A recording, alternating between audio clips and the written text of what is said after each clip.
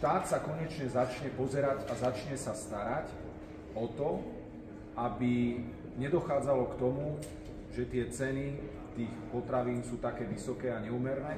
A pozrieme sa presne na to a povieme, kde, kto, akým spôsobom. Samozrejme v súlade s tým, že dodržiavame tajomstvo, ktoré aj pri tejto analýze, ktoré bolo teraz spracované, do určitej miery musíme zachovať anonymitu kvôli tomu, že je to obchodné tajomstvo a z hľadiska týchto zákonov.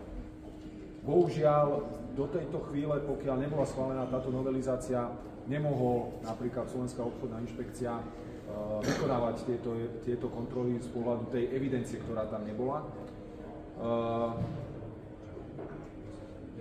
Začína sa, poviem to tak, normálna práca štátu, ministerstiev vo vzťahu k vysokým cenám potravín. Konečne to, čo tu 3,5 roka nebolo, hlavne keď sme prechádzali z slovenskej meny slovenské na euro, a vtedy vlastne bola úloha Slovenskej obchodnej inšpekcie tieto veci posudzovať. My máme skúsenosť. Bohužiaľ, predchádzajúca vláda sa pri 30% inflácii tomu nevenovala.